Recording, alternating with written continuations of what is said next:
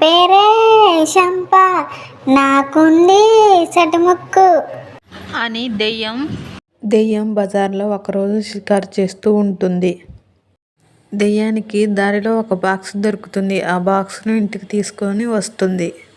చిన్ని, ఇందాక నేను బజార్కి వెళ్తే నాకు అక్కడ ఈ బాక్స్ దొరికింది. అవునా చంపాదయ్యం?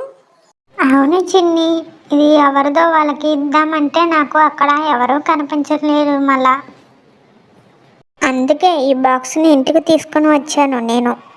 ఓహో అవునా, ఈ బాక్స్ చూస్తే చాలా ఖరీదుగా కనిపిస్తుంది. ఇందులో ఏమున్నాయో ఏంటో. అవును చిన్ని, ఈ బాక్స్ ఓపెన్ చేస్తా, ఇందులో ఏమున్నాయని చూద్దాం అలా అని దెయ్యం బాక్స్ ఓపెన్ చేస్తుంది. ఆ బాక్సులో చాలా బంగారు నగలు ఉంటాయి. బా, ఎన్ని నగలు! నాకు బంగారం అంటే చాలా ఇష్టం. ఎంతో బంగారం కొనుక్కుందాం అనుకున్నా, కానీ ఆ కోరిక తీరకుండానే చనిపోయా.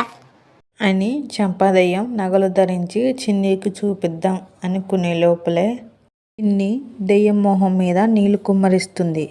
ఏంటి ఇదంతా ఒక కళ? నేను నిజమే అనుకున్నాను.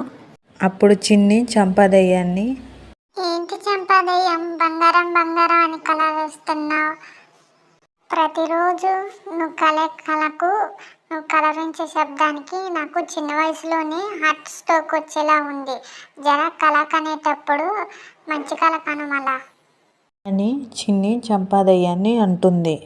దెయ్యం మాత్రం చిన్ని మాటలు పట్టించుకోకుండా, అబ్బా నా బంగారం కళ నిజం ఎప్పుడు అవుతుందో ఏంటో మళ్ళా అని అనుకుంటుంది దెయ్యం.